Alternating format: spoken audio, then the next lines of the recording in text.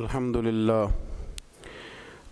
للہ الذی ذی العزت والعلا والصلاة والسلام علی سید الانبیاء شمس الضحیٰ بدر الدجا نور الہدا منبع الجود والعطا اما بعد اعوذ باللہ من الشیطان الرجیم بسم اللہ الرحمن الرحیم والسابقون السابقون صدق اللہ العظیم ان اللہ وملائکتہ یصلون علی النبی یا ایہا الذین آمنوا صلوا علیہ وسلموا تسلیما الصلاۃ والسلام علیک یا سیدی یا رسول اللہ وعلی آلک واصحابک یا سیدی یا حبیب اللہ اللہم صلی علی سیدنا و مولانا محمد معدن الجود والکرم وعلی آلہ وصحبہ وبارک وسلم۔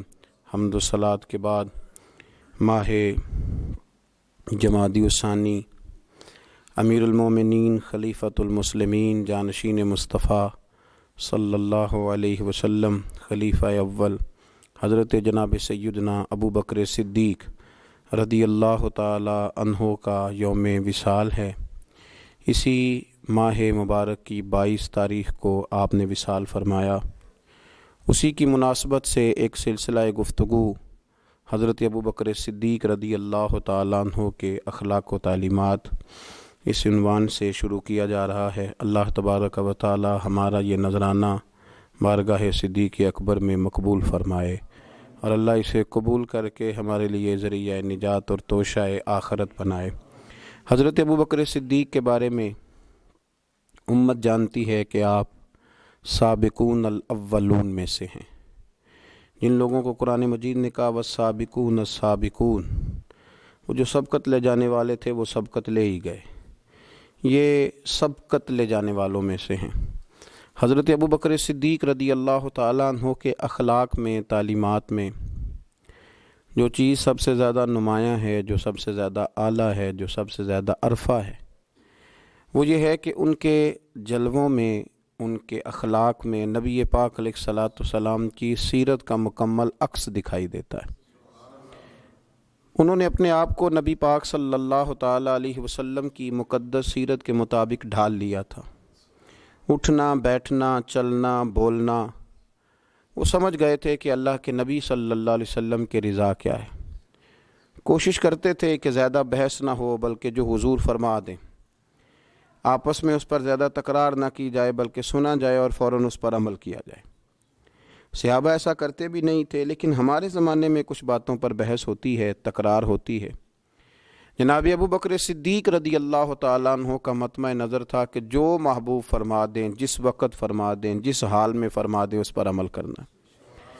نبی پاک صلی اللہ تعالیٰ علیہ وسلم نے حضرت ابو بکر صدیق رضی اللہ تعالیٰ عنہ کی اس بات کو اعزاز کے طور پر بیان فرمایا، ان کی فضیلت کے طور پر بیان فرمایا۔ سرکار فرمانے لگے، میں نے جس کے سامنے بھی دین پیش کیا ہے اس نے دلیل مانگی ہے، فرمایا یہ میرا ابو بکر ہے۔ میں نے اس کے سامنے دین پیش کیا، اس نے دلیل نہیں مانگی، فوراً کلمہ پڑھا اور مسلمان ہو گئے، فوراً مسلمان ہو گئے۔ تو حضرت ابو بکر صدیق رضی اللہ تعالیٰ عنہ نے اپنے آپ کو اللہ کے پیارے محبوب صلی اللہ علیہ وسلم کی رضا کے اندر ڈھال لیا تھا۔ وہ سمجھ گئے تھے کہ محبوب کریم کی رضا کس بات میں ہے، حضور کیا چاہتے ہیں، کیا فرماتے ہیں، کیا پسند کرتے ہیں، کس انداز میں حضور خوش رہتے ہیں، کہاں نبی پاک صلی اللہ علیہ وسلم کو کوئی بات ناگوار گزرتی ہے، کہاں مزاج مبارک پر کوئی چیز ایسی ہے جو پریشان کرتی ہے۔ مکمل عکس تھے وہ حضور کی سیرت کا، نبی پاک کی رضا کا۔ جب اللہ کے پیارے حبیب صلی اللہ تعالیٰ علیہ وآلہ وسلم تشریف لے گئے اور نبی پاک صلی اللہ تعالیٰ علیہ وعلی آلہ وصحبہ وبارک وسلم غار حرا میں وقت گزارا اور پہلی وحی حضور پہ نازل ہوئی، تو قرآن مجید کی ایک تاثیر تھی، اس کی ایک شدت تھی کہ اللہ کے محبوب علیہ السلام کے وجود اطہر پر اس کا اثر محسوس ہوا۔ سرکار جب گھر آئے اور جناب خدیجۃ الکبریٰ رضی اللہ تعالی عنہا کو کہا کہ مجھے چادر اڑا دو، مجھے چادر اڑا دو، اور اپنی اس کیفیت کا اظہار فرمایا تو حضرت خدیجۃ الکبریٰ رضی اللہ تعالیٰ عنہ نے نبی پاک علیہ السلام کے 5 اوصاف گنوائے. یا رسول اللہ صلی اللہ علیہ وسلم، آپ کے اخلاق میں یہ 5 چیزیں پائی جاتی ہیں، اللہ کبھی بھی آپ کو رسوا نہیں کرے گا، اللہ تبارک و تعالیٰ آپ کو شان عطا کرے گا. 5 چیزیں گنوائیں حضرت خدیجۃ الکبریٰ نے. وہ 5 چیزیں کون سی تھیں؟ فرمایا مجھے اللہ کی قسم، اللہ آپ کو ہرگز بھی شرمندہ نہیں کرے گا. پہلی بات یہ ہے کہ آپ صلہ رحمی کرتے ہیں، رشتہ داروں سے اچھا سلوک کرتے ہیں. دوسرا فرمایا آپ کمزوروں کا بوجھ اٹھاتے ہیں. اور تیسرا فرمایا آپ ناداروں کی مدد کرتے ہیں. اور چوتھا فرمایا آپ بڑے مہمان نواز ہیں. اور 5واں فرمایا جب کوئی مصیبت میں ہوتا ہے تو محبوب آپ ان کے کام آتے ہیں. یہ 5 آپ کے اندر وہ اخلاق عالیہ ہیں جن کی بنیاد پر میں کہتی ہوں کہ اللہ آپ کو عزتیں ہی عطا فرمائے گا، بلندیاں ہی آپ کا نصیبہ ہوں گی. یہی ان باتوں سے میں نے دیکھا ہے. حضرت سیدنا خدیجۃ الکبریٰ رضی اللہ تعالی عنہا کا یہ قول بخاری شریف میں موجود ہے. اور اسی بخاری میں حضرت ابو بکر صدیق رضی اللہ تعالیٰ عنہ کے بارے میں ابن دغنہ نے ایک بات کہی تھی. جب آپ مکہ چھوڑ کے جانے لگے کافروں کی سختیوں سے پریشان ہو کر، تو ابن دغنہ نے آپ کو کھڑا کر لیا اور کہنے لگا ابو بکر آپ نہ جائیں. کیوں؟ کہنے لگا آپ جیسے شخص کو یہیں رہنا چاہیے. وجہ اس کی یہ ہے کہ آپ 5 باتیں وہ جو حضرت خدیجہ نے نبی پاک کے بارے میں گنوائیں تھیں، وہی 5 باتیں اسی بخاری میں اسی ترتیب سے موجود ہیں کہ ابن دغنہ کہنے لگے کہ آپ صلہ رحمی کرتے ہیں، آپ کمزوروں کا بوجھ اٹھاتے ہیں، ابو بکر صدیق آپ ناداروں کی مدد کرتے ہیں، آپ بڑے مہمان نواز ہیں، آپ مصیبت زدہ لوگوں کے کام آتے ہیں. وہ 5 باتیں جو حضور کی سیرت مبارکہ کا عکس کے طور پر حضرت خدیجہ نے بیان کی، وہی جلوے ابن دغنہ نے جناب ابو بکر صدیق کے بیان فرمائے. وہی عکس، وہی رنگ، کچا رنگ للاری والا جڑا چڑھدا لیندا رہندا، اے عشق تیرے دا رنگ محمد چڑھ جائے پھر نہیں لیندا. تو وہی کیفیات، وہی عکس سیرت حضرت ابو بکر صدیق میں پایا جاتا تھا. صلح حدیبیہ کے موقع پر جب کافروں نے سخت اور صبر آزما شرطیں رکھی، حضرت عمر پریشان ہو گئے. کچھ ایسی باتیں تھیں جو عقل میں نہیں آتی تھیں، پریشان ہو گئے. جا کے عرض کی یا رسول اللہ صلی اللہ علیہ وسلم آپ بھی سچے ہیں، قرآن بھی سچا ہے، اسلام بھی سچا ہے. استفہامیہ انداز میں پوچھا تو یا رسول اللہ صلی اللہ تعالیٰ علیہ وآلہ وسلم یہ دشمن باطل پہ ہیں تو پھر ہم دب کے صلح کیوں کر رہے ہیں؟ تو نبی پاک صلی اللہ علیہ وسلم نے فرمایا میں اللہ کا رسول ہوں، میں اس کی نافرمانی نہیں کرتا، وہ میری مدد کرے گا. حضرت عمر رضی اللہ تعالیٰ عنہ فرماتے میں نے عرض کی یا رسول اللہ صلی اللہ علیہ وسلم آپ نے کہا نہیں تھا کہ ہم ان قریب عمرہ کریں گے، بیت اللہ کا طواف کریں گے؟ تو حضور علیہ الصلوۃ والسلام فرمانے لگے میں نے کہا تھا، یہ تو نہیں کہا تھا کہ اسی سال ہی کریں گے، انشاءاللہ کریں گے. حضرت عمر فاروق فرماتے ہیں کہ میری نا وہ طبیعت میں چونکہ جلال تھا، حضور نے بات کہہ دی، میں نے سن لی، پر میں مطمئن نہیں ہوا تھا. میری وہ چونکہ جذبہ جہاد سے میں سرشار تھا تو محبوب کے ادب کی وجہ سے میں خاموش ہو گیا، لیکن ابھی میری طبیعت اس طرح ٹھنڈی نہیں ہوئی تھی. جس طرح حضرت سیدنا ابراہیم علیہ السلام نے کہا نا یا اللہ مجھے دکھا تو پرندوں مردوں کو کیسے زندہ کرے گا، تو کہا یقین نہیں، کا مالک یقین تو ہے پر اطمینان قلبی کے لیے. تو فرماتے میں بھی اسی طرح حضور کی بارگاہ سے نکلا اور جناب صدیق اکبر کے پاس پھر گیا اور میں نے جا کے وہی باتیں دہرائی. میں نے کہا ابو بکر رسول کریم علیہ السلام بھی سچے، قرآن بھی سچا، اسلام بھی سچا، پھر ہم دب کے صلح کیوں کریں؟ آپ فرماتے مجھے اللہ کی عزت کی قسم ابو بکر صدیق نے ہی وہی جملے مجھ سے کہے جو میرے رسول پاک نے کہے تھے. فرمانے لگے عمر وہ اللہ کے رسول ہیں، وہ اللہ کی نافرمانی نہیں کرتے، اللہ ان کی مدد کرے گا. تو میں نے فوراً عرض کیا کہ نبی کریم صلی اللہ علیہ وسلم نے فرمایا نہیں تھا، حضور نے فرمایا نہیں تھا کہ ہم طواف کریں گے، بیت اللہ کا عمرہ کریں گے؟ تو جناب ابو بکر صدیق فرمانے لگے عمر حضور نے کہا تھا کریں گے، یہ تو نہیں فرمایا تھا کہ اسی سال ہی کریں گے.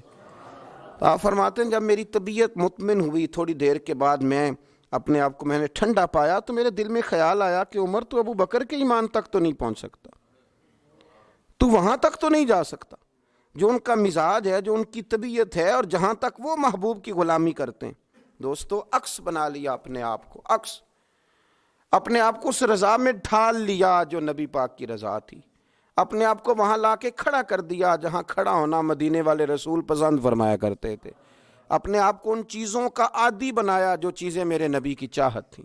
حضرت ابو بکر صدیق رضی اللہ تعالیٰ عنہ کا یہ مزاج بنا، اور باطن میں بھی اور ظاہر میں بھی۔ جب آپ حضور علیہ الصلوۃ والسلام کو مدینہ طیبہ لے کر کے آئے نا، تو شارحین کہتے ہیں کہ طریقہ یہ تھا حضرت ابو بکر صدیق کا کہ وہ چلتے بھی اسی طرح تھے جو نبی پاک کا طریقہ تھا، اور جب وہ بولتے تھے تو لگتا تھا کہ یہ نا پورا حضور سید عالم علیہ السلام کے جملوں کو کاپی کرتے ہیں، اور ان کا لباس پہننے کا طریقہ بھی وہی تھا، اور ان کا امامہ باندھنے کا طریقہ بھی وہی تھا۔ تو فرماتے ہیں دونوں مل کے بیٹھ گئے، اسی کو کہتے ہیں فنا فی الرسول ہو جانا، اپنے آپ کو محبوب کی ذات میں فنا کر دینا۔ فرماتے ہیں کہ حضرت ابو بکر صدیق حضور کے ساتھ آ کے بیٹھ گئے، تو جن لوگوں نے پہلے محبوب کی زیارت نہیں نہ کی تھی، وہ جب ملنے کے لیے آتے نا تو کچھ تو حضور کی دست بوسی کرتے اور بیٹھ جاتے، حضرت ابو بکر صدیق سے ہاتھ نہ ملاتے، اور کچھ چونکہ جانتے نہیں تھے تو وہ آ کے حضرت ابو بکر صدیق کی دست بوسی کرتے اور وہ بیٹھ جاتے، محبوب کریم تک معاذ اللہ پہنچ ہی نہ پاتے، چونکہ جلوے اس طرح پڑھتے تھے، اس طرح عکس نظر آتا تھا کہ کچھ لوگوں کو غلط فہمی ہونے لگی۔ وہ حضرت ابو بکر صدیق کو ہی معاذ اللہ اللہ کا رسول سمجھ کے دست بوسی کرتے اور بیٹھ جاتے۔ جناب صدیق اکبر چونکہ عکس تھے، چونکہ نمونہ تھے، چونکہ جلوے دکھائی دیتے تھے، تو لوگوں کو پریشانی ہوئی۔ حضرت ابو بکر صدیق رضی اللہ تعالیٰ عنہ نے چاہا کہ میں کچھ ایسا کروں جس سے پتہ چلے کہ میں غلام ہوں اور یہ میرے آقا تشریف فرما ہے۔ آپ فوراً اٹھے، اپنی چادر اپنے کندھوں سے اتاری اور نبی پاک پہ یوں کر کے انہوں نے سایہ کر دیا۔ دھوپ زیادہ تھی، حضور پہ سایہ کر دیا تاکہ پتہ چلے کہ سایہ کرنے والا کوئی غلام ہے، اور جن پر سایہ کیا جا رہا ہے وہ آقا ہیں، سایہ کرنے والا غلام ہے۔ یہ رنگ اختیار کیا چونکہ وہ جلوہ تھا نا، وہ حسن تھا، وہ کیفیات تھیں، وہ اس کا پورا مزہ تھا۔ یہاں بزرگوں نے ایک اور لطیف بات لکھی ہے، وہ کہتے ہیں میرے محبوب نا بدلے بڑے بڑے بڑھا کے دیتے ہیں، وفاؤں کا اجر بڑا شاندار دیتے ہیں۔ حضرت صدیق اکبر نے تھوڑی دیر کے لیے اللہ کے رسول پر چادر کا سایہ کیا تھا، محبوب کریم نے قیامت تک کے لیے ان کی قبر پہ اپنے گنبد کا سایہ کر دیا، قیامت تک سایہ کر دیا ہے ان کے گنبد پر۔ جو وہاں جائے گا وہ جناب محبوب کریم پہ سلام عرض کرے گا تو پھر بارگاہ صدیقی میں بھی سلام عرض کرے گا۔ میرے عزیزو، عکس بنا لینا اپنے آپ کو، اور رسول اللہ صلی اللہ تعالیٰ علیہ وسلم کی غلامی کا پورا لبادہ اوڑھ لینا۔ ان کو سمجھ آ گئی تھی کہ حضور کی رضا کس چیز میں، وہ جان لیتے تھے، وہ سمجھ جاتے تھے، وہ ان چیزوں کو پرکھ لیتے تھے۔ جو لوگ دیر سے سمجھتے تھے وہ جلدی سمجھ جاتے تھے۔ حضور کے وصال مبارک کا وقت آیا تو نبی کریم صلی اللہ تعالیٰ علیہ وسلم نے نا صحابہ سے بات کی، نام نہیں لیا، ذرا سمجھنا۔ حضور فرمانے لگے اللہ نے اپنے ایک بندے کو اختیار دیا ہے، چاہے تو وہ دنیا میں رہے اور چاہے تو اپنے رب کریم کی بارگاہ میں حاضر ہو جائے۔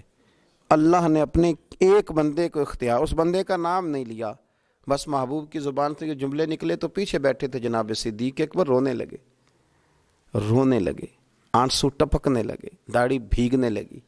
لوگوں نے پوچھا آپ کیوں رو رہے ہیں؟ حضور علیہ السلام نے تو فرمایا اللہ نے ایک بندے کو اختیار دیا۔ فرمایا تم نہیں سمجھے، میں تو سمجھ گیا ہوں نا، اللہ کے رسول اپنی بات کر رہے ہیں۔ اتنے شناسا تھے کہ حضور سید عالم علیہ الصلوۃ والسلام کی رضا کو فوراً پا لیتے تھے۔ دعا ہے عرش کا مالک ہمیں بھی ان کے عشق کی خیرات عطا فرمائے۔